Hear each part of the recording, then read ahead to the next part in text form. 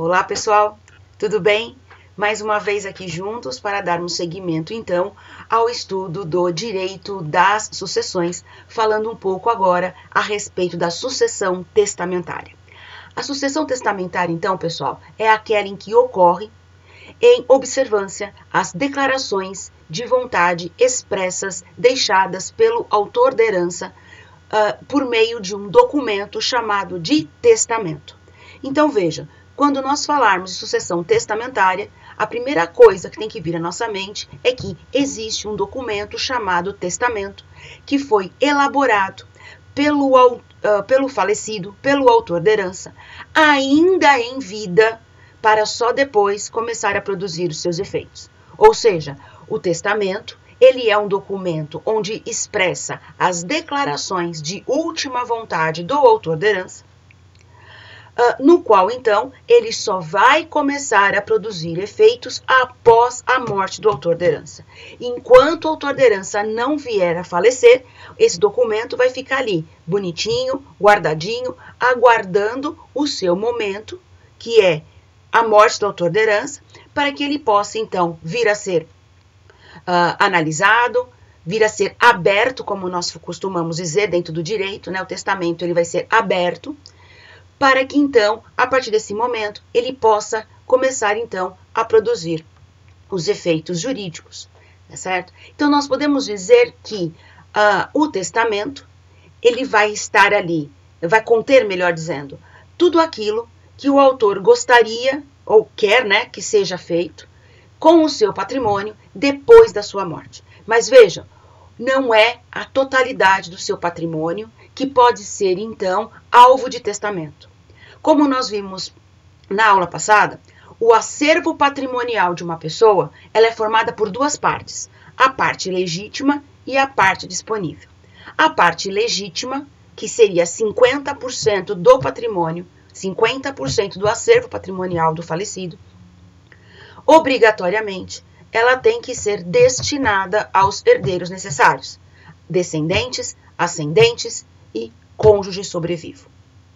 Os outros 50%, que é chamado de parte disponível, o testador ele pode dispor da maneira como ele quiser, beneficiando os herdeiros necessários, se assim ele quiser, ou então ele pode beneficiar outras pessoas que não seriam beneficiadas caso a sucessão ocorresse na forma legítima, na forma da sucessão legítima. Então, o testamento serve para esse tipo de finalidade, né? O testamento, então, ele é o principal documento em que rege a sucessão testamentária e ele não pode ser feito de qualquer jeito pelo testador. O testador ele tem que obedecer a uma série de regras previstas no Código Civil para a elaboração desse documento, porque se assim não for, esse testamento ele será nulo de pleno direito e tudo aquilo que o testador dispôs do seu patrimônio não será válido e a sucessão como um todo será feita da forma legítima, na forma da sucessão legítima, de acordo com a lei, desprezando-se a vontade expressa no testamento pelo testador. Tá certo? Nesse sentido, então, o testamento ele deve ser interpretado sempre levando em consideração a intenção do testador ao testar, ao elaborar o testamento, tá certo? Porque muitas pessoas acham e acreditam que, por ser um documento de última vontade, o patrimônio pertence a um determinado titular e que ele pode fazer aquilo que ele quiser, inclusive estabelecendo condições que venham a desrespeitar a legislação. E isso não é verdade. Caso isso venha a acontecer, então, esse documento, o testamento, ele será declarado nulo de pleno direito e toda a sucessão será regida pela sucessão legítima, na forma da sucessão legítima, tá certo? E que era justamente isso que o testador não queria. Porque se ele deixa um testamento, é porque ele quer beneficiar determinadas pessoas que não seriam beneficiadas se ocorresse a sucessão na forma da sucessão legítima, tá certo? Então, nesse caso, pessoal, o testamento, ele é um negócio jurídico unilateral, solene, porque como eu falei para vocês, existe toda uma formalidade que o reveste, formalidade esta que está prevista no próprio Código Civil. Alguns autores dizem que o testamento, ao lado do casamento, são os dois negócios jurídicos mais solenes que existem no nosso ordenamento jurídico. Isso é, não existe nenhum outro negócio jurídico celebrado com tanta formalidade, com tanta ritualidade, como são esses dois, o testamento e o casamento. Então, nesse sentido, o testamento ele é um negócio jurídico unilateral, porque depende apenas da manifestação de vontade de uma única pessoa, que no caso aqui é o testador, que é o autor da herança, o titular do patrimônio, titular do acervo hereditário, que será transmitido para os seus sucessores após a sua morte. É solene, ele é gratuito, porque as pessoas recebem os bens em testamento sem nenhuma contraprestação. Ele pode ser modificado a qualquer momento, enquanto o testador tiver vida. Porque muitas vezes ele beneficia pessoas que no final se demonstram ingratas, ele beneficia pessoas que acabam falecendo antes dele, ele acaba adquirindo o patrimônio depois que ele elaborou o testamento. Então, por conta disso, como é uma manifestação de vontades do testador, a manifestação de vontades, a nossa vontade, ela pode se modificar no decorrer do tempo. Razão pela qual, então, o testamento, ele é modificável, ele é revogável a qualquer tempo, enquanto o autor da herança estiver vivo. Ele é um negócio jurídico personalíssimo, porque só o autor da herança, ele que elabora, ele que dispõe da sua vontade, e ele que vai fazer a distribuição do seu patrimônio, da parte disponível do seu patrimônio, da maneira como ele entender por bem, desde que não fira nenhuma das regras previstas na nossa legislação, certo? Se porventura existir algum fato que contrarie a lei, alguma disposição que contrarie a lei, tá certo? Esse testamento, por ser um negócio jurídico, ele pode ser impugnado num período ou num prazo de até 5 anos a contar do registro do testamento nos autos do processo do inventário, tá certo? O que isso significa? Que uma vez falecido o autor da herança, é necessário abrir-se o inventário dele, aqui no caso de forma judicial, e apresentamos, no caso o herdeiro ou o inventariante, ele apresenta o testamento nos autos do processo, e quem abre o testamento é o juiz dos autos do processo de inventário, tá certo? Então, é o juiz que, em primeiro lugar, vai ter contato com esse documento, é o juiz que, em primeiro lugar, vai fazer uma análise desse documento. Em primeiro momento, ele analisa se as formas exigidas pela lei, ou seja, a formalidade, está obedecida. Se ele verifica que a formalidade está obedecida, então, aí ele passa para a análise do conteúdo do testamento, das próprias disposições testamentárias de uma maneira geral, para verificar se ali existe ou não existe nenhuma nulidade. Um outro ponto importante com relação ao testamento, pessoal, é que ele geralmente traz disposições de cunho econômico, mas também ele pode estabelecer disposições de cunho não econômico.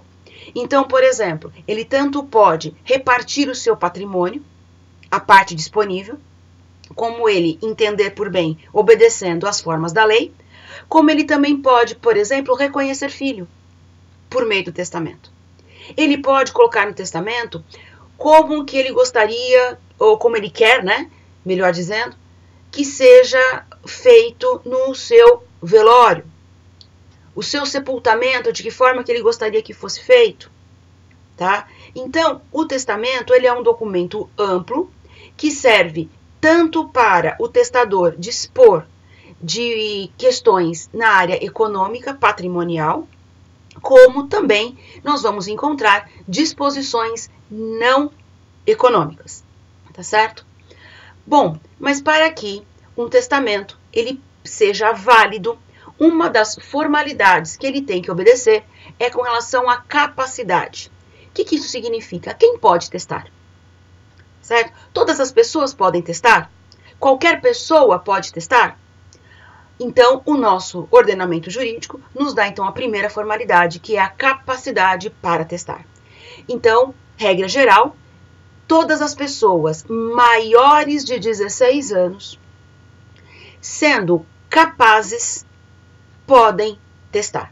No caso dos maiores de 16 e dos menores de 18 anos, que estariam compreendidos aqui as pessoas consideradas relativamente incapazes, eles não precisam ser representados, ou melhor, não precisam ser assistidos pelos seus devidos assistentes, tá certo? Eles têm plenamente capacidade de testar independente de qualquer tipo de assistência, tá certo? E quando se verifica a capacidade de testar? No exato momento da elaboração do testamento, da feitura do testamento. Razão pela qual, então, essa capacidade para testar tem que ser devidamente comprovada no momento da elaboração do testamento. Isso significa que, mesmo depois de elaborado o testamento, caso o testador ele venha a perder o discernimento, esse testamento continua sendo válido, tá certo? Da mesma forma que um testamento que é feito sendo que o testador não tinha capacidade para testar, mas que depois de elaborado o testamento, ele readquire a sua sanidade mental, essa reaquisição da sanidade mental não faz com que o testamento feito anteriormente se torne válido. Razão pela qual, então, o momento da elaboração do testamento é muito importante, porque é nesse momento, então, em que vamos verificar a sua capacidade civil para a sua elaboração, tá certo? Existem várias formas de testar. Vocês vão encontrar todas elas muito bem detalhadas no livro didático de vocês, tá certo? Aqui nós vamos fazer, então, um passeio panorâmico sobre essas formas, em razão justamente do objetivo da nossa aula e para não ficar muito longa, tá certo? Então, o testador, já que ele tem capacidade para testar, ele tem discernimento, ele está em pleno gozo de suas faculdades mentais, ele pode optar pela melhor forma de elaborar o seu testamento, tá certo? Então, nós temos duas categorias de testamento, os chamados testamentos ou ordinários ou testamentos comuns e os testamentos extraordinários, que porque as pessoas que elaboram ou que adotam ou que precisam adotar essa forma de testar, elas estão em circunstâncias especiais que as impedem de testar de forma comum ou de forma ordinária, tá certo? Vamos ver então. O testamento, dentro dessa categoria de comum ou ordinário, ele pode ser público, cerrado e particular. O testamento público, como o próprio nome já diz, é aquele que é elaborado perante um tabelionato de notas. Ou seja, ele é elaborado de forma extrajudicial, por meio de um órgão público, sendo que o tabelião vai lavrar uma escritura pública, que é o testamento, documento esse que ficará registrado num livro próprio e, ao final, depois, obedecida todas as formalidades legais previstas para essa forma de elaboração do testamento, o tabelião, então, entrega uma certidão, que é nada mais do que uma cópia daquilo que está registrado no livro de registros de testamento, no livro oficial, tá certo? E o testador, então, ele leva consigo essa cópia, guarda no lugar seguro e esse documento vai começar a produzir efeitos após a sua morte, mas pode ser revogado, pode ser mexido a qualquer momento. Nesse caso, então, o testador ele deve comparecer novamente ao tabelião para elaborar, então, um novo testamento, onde ele vai expressar a sua nova manifestação de vontades, anulando, revogando o anterior, mas ele também pode testar de qualquer uma das outras formas que nós vamos conversar a partir de agora, tá certo? Então, o testamento público, ele tem essas principais características. O testamento cerrado é aquele, então, no qual o testador, ele elabora ele mesmo, de próprio punho, ou também por meio, né, de métodos digitalizados. Isso, hoje em dia, isso não é uma questão polêmica no nosso ordenamento jurídico. Antigamente tinha que ser de próprio punho, mas hoje em dia pode ser feito tanto de próprio punho, como pode ser feito por qualquer meio digitalizado. Ele elabora de forma particular, ou seja, dentro da sua casa, dentro do seu escritório, dentro da sua privacidade e intimidade, e depois ele leva esse documento para ser registrado junto ao tabelionato de notas. Qual é a diferença, então, do testamento público para o testamento cerrado? No testamento público, como o próprio nome já diz, o conteúdo do testamento é público. Então, qualquer pessoa que saiba que o autor da herança fez um testamento pode tomar conhecimento do seu conteúdo. Tá certo? Porque é público. Já no testamento cerrado, isso já não acontece. Porque o testador, o autor da herança, ele elabora o documento, ele fecha esse documento, coloca no envelope, ele apresenta esse documento para o tabelionato.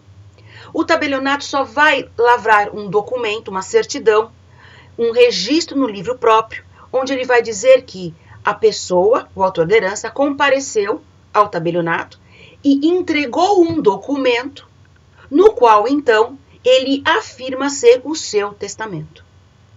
O tabelionato ele vai lacrar esse testamento, geralmente é um envelope lacrado, e vai, então, devolver esse documento lacrado para o autor da herança. Tá certo? Então, veja aqui, o que é público? A notícia de que o testador, ele fez um testamento. Mas o conteúdo só vai ser descoberto ou só vai ser revelado quando o testador falecer, esse documento for levado lacrado à presença do juiz, nos autos do processo do inventário, e o juiz quebrar esse lacre e o juiz, então, tomar conhecimento do conteúdo. Aí é nesse momento, nos autos do processo do inventário, é que, então, todos ficarão conhecendo qual foi o conteúdo do testamento. E nós temos o testamento particular, que é a forma mais frágil de elaborar um testamento, que, como o próprio nome diz, ele é feito por um documento particular e não requer registro em lugar nenhum. Então, o testamento particular, ele é muito fácil de ser extraviado quando da morte do autor da herança. Porque imaginem vocês que morreu a pessoa, vamos então separar os documentos para fazermos o inventário, o herdeiro, alguns dos herdeiros, o cônjuge sobrevivente, enfim, depara-se com esse documento. Vê que esse documento é o testamento particular do autor da herança. E nesse caso, então, se algum herdeiro verificar ali que ele não é beneficiado nesse testamento, ou ao contrário, que ele é prejudicado por conta de alguma disposição testamentária, ele simplesmente pode ocultar, rasgar, jogar fora. Tá certo? E a manifestação de vontades do testador, ela nunca será cumprida. Tá certo?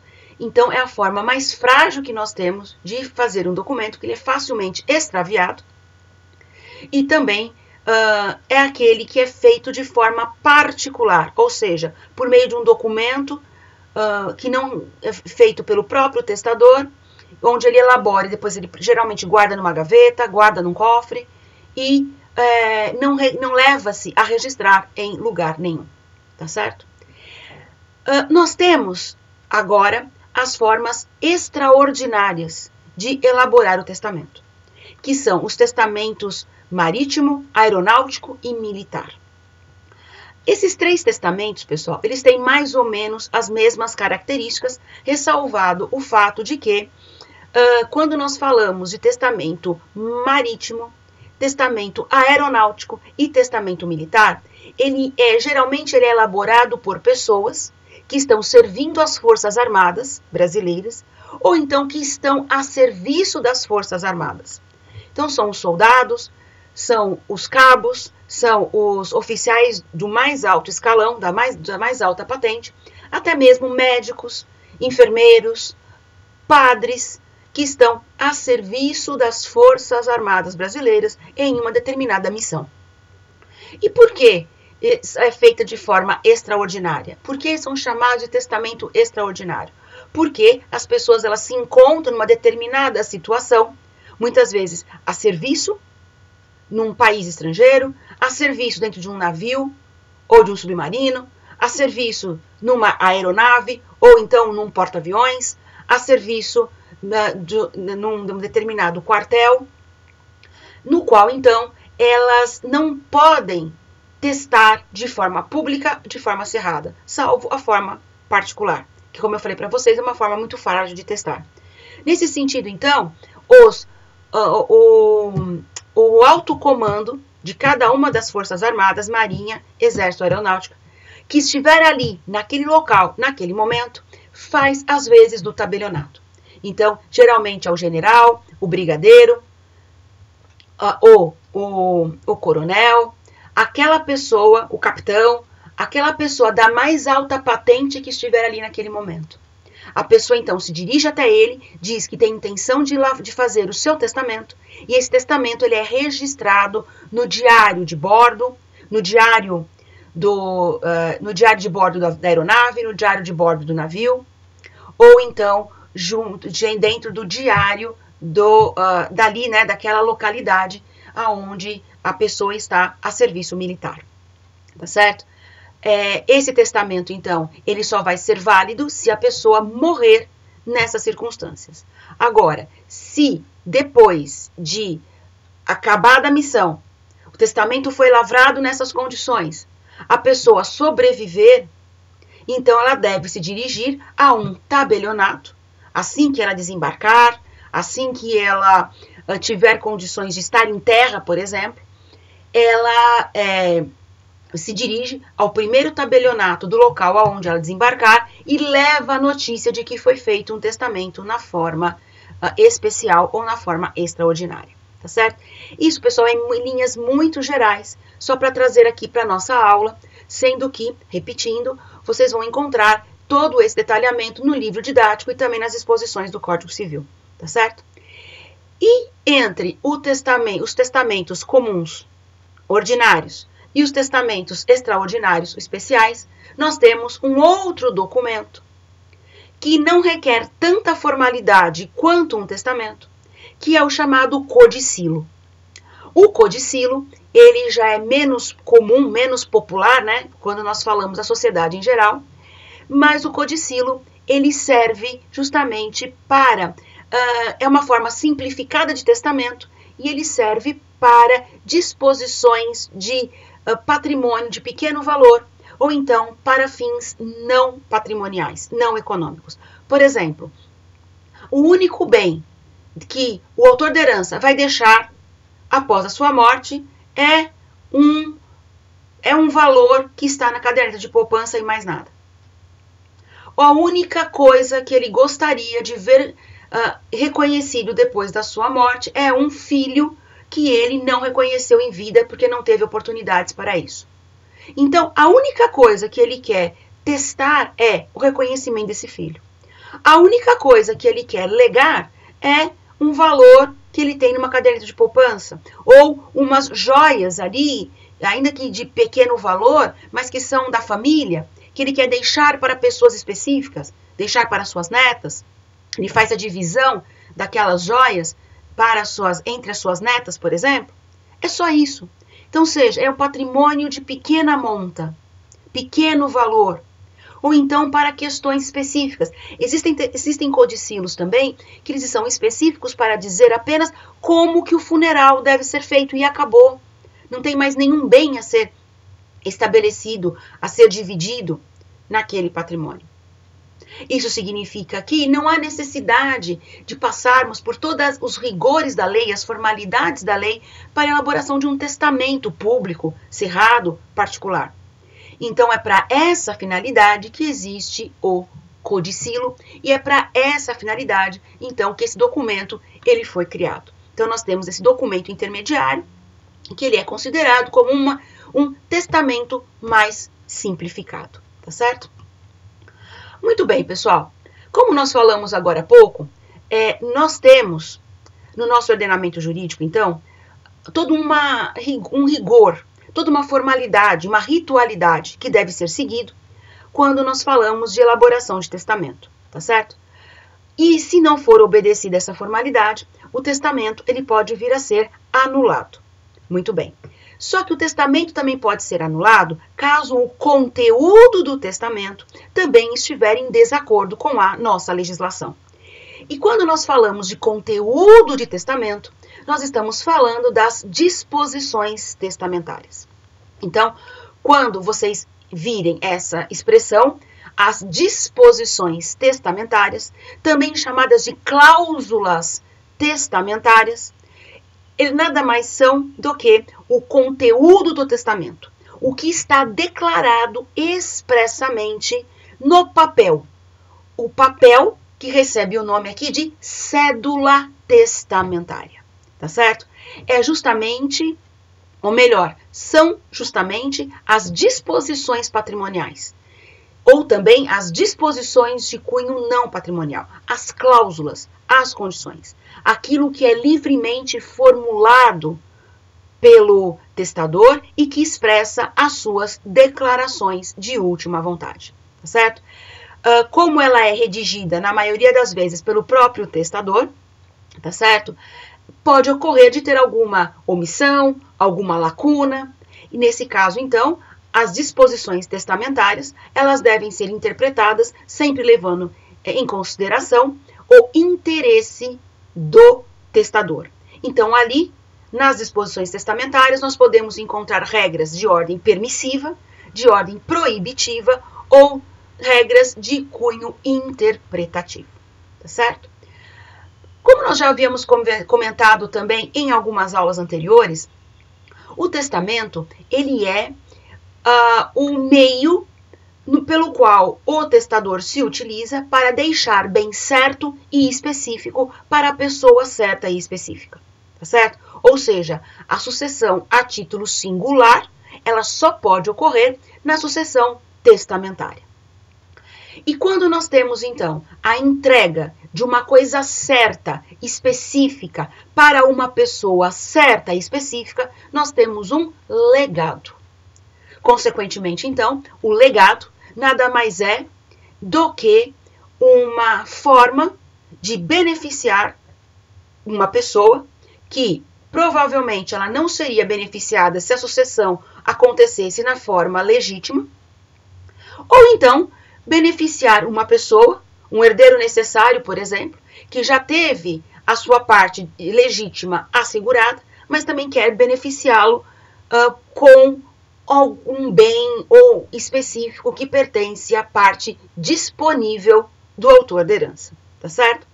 Então aqui nós estamos dentro do legado, todas as vezes então em que o testador deixa, tanto no testamento como também pode deixar no codicilo, uma coisa certa e específica para beneficiar uma pessoa certa e específica. No caso do legado, pessoal, ele é um pouco diferente da herança, porque no legado, o legatário precisa requerer que lhe seja entregue o legado, depois de aberto o testamento, requerimento esse que ele faz perante um herdeiro, ou então que ele faz perante o inventariante. Isso significa que o legado, ele só vai, melhor dizendo, o legatário, que é a pessoa certa e específica que recebe o legado, ela só recebe a posse direta depois de aberto o inventário. Ele recebe a posse indireta imediatamente à abertura da sucessão, que acontece com a morte do autor da herança, mas a posse direta depende de pedido ao juiz, caso o herdeiro ou o inventariante se negue a entregar o bem certo específico, ou seja, se negue a cumprir o legado, tá certo? Regra geral, pessoal, os bens legados, eles devem pertencer e integrar o patrimônio do testador no momento do seu falecimento. Tá certo? Então, a coisa certa e específica é deixada para a pessoa certa e específica, sendo que esse bem já deve pertencer ao patrimônio do autor da herança no momento, então, do seu falecimento. Contudo, existem algumas exceções a essa regra que nós vamos encontrar lá devidamente mencionadas no Código Civil, nos artigos 1913 a 1915 do Código Civil. Tá certo? O legado, ele pode ser estabelecido de diversas formas, ou seja, existem diversas espécies de legado, que estão todas lá, elas regradas, tanto no Código Civil quanto no livro didático de vocês, e a espécie de legado, ela vai depender da natureza do bem legante, tá certo? Mas existem inúmeras formas previstas na legislação, por isso que eu disse a vocês que existe muita formalidade para elaborar um testamento, mas ao mesmo tempo, o legislador confere uma certa liberdade para o testador na forma como ele vai fazer o testamento no sentido de elaborar as disposições testamentárias. Ainda que tenha várias formalidades a serem obedecidas sob pena de nulidade, ao mesmo tempo, o legislador ele garante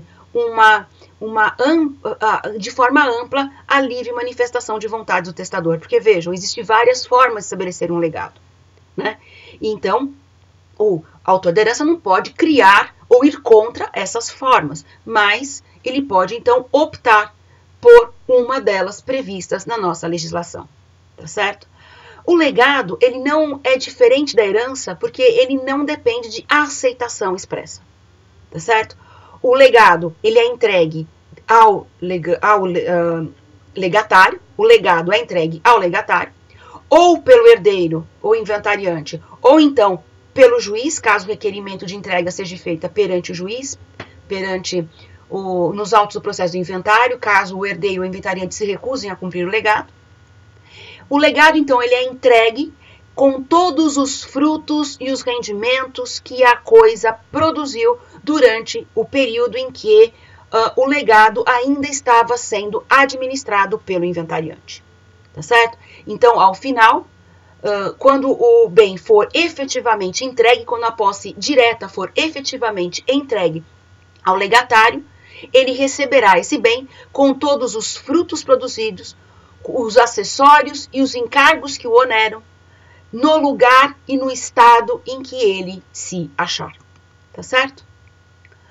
Muito bem, pessoal.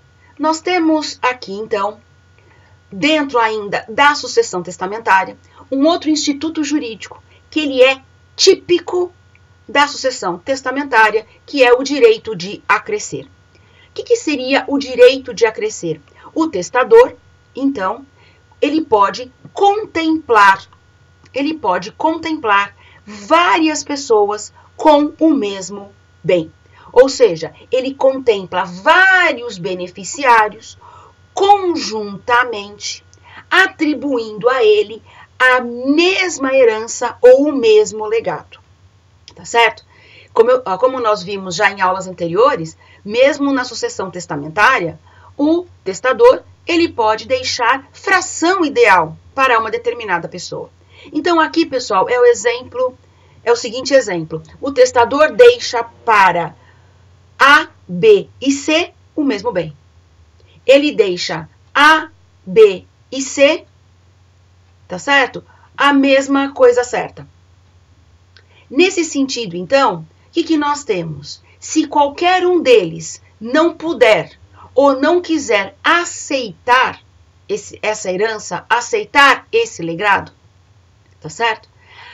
A parte que lhe compete será acrescida à parte dos demais. E a parte dessa pessoa que não puder ou não quiser recebê-la, tá certo? Essa pessoa, ela será então excluída da sucessão como se ela nunca tivesse existido. Vejam, só que para que o direito de acrescer ele possa efetivamente ter validade e eficácia, quando o testador ele beneficiar várias pessoas conjuntamente com o mesmo bem, com o mesmo legado, ele não estabelece qual é a proporção de cada um.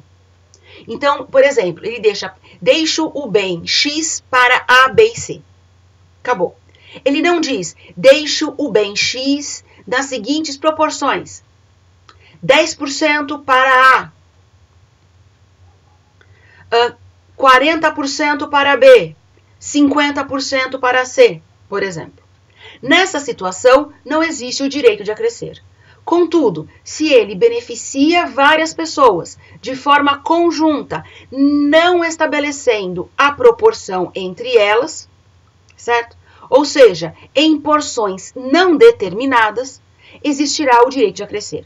Então, se aberta a sucessão testamentária, uma dessas pessoas, hipoteticamente A, ele percebe que ele, junto com B e C, são co-herdeiros, são beneficiários comuns de um mesmo bem, ele pode optar em querer ou não querer receber aquele bem. Querer ou não querer constituir esse condomínio sucessório estabelecido ou melhor, integrar esse condomínio sucessório estabelecido pelo autor da herança, muitas vezes contra a sua vontade. Nesse sentido, então, surge o direito de acrescer, tá certo? Ou seja, se qualquer um dos coherdeiros não puder ou não quiser aceitar essa herança ou esse legado, a sua parte acresce a dos demais coherdeiros, tá certo? Quando não se efetua, então, o direito de acrescer, ou não existe um substituto nomeado no testamento, a coisa ou a porção que se torna vaga, ela é transmitida, então, aos herdeiros legítimos, tá certo? Porque o testador, ele pode nomear um substituto para receber aquela porção, caso o titular não queira receber. Então, ele pode muito bem nomear, por exemplo, Z, para receber a herança, ou essa proporção, que não especificada, caso A se recuse, não aceite recebê-la, tá certo? Então, quando não se efetua o direito de acrescer, ou então, quando não existe um substituto nomeado no testamento, esse bem, essa coisa, essa porção, ela é, então, partilhada de acordo com as regras da sucessão legítima. Tá certo? Muito bem, pessoal. Dentro do nosso estudo aqui, da sucessão testamentária, existem também as chamadas substituições testamentárias,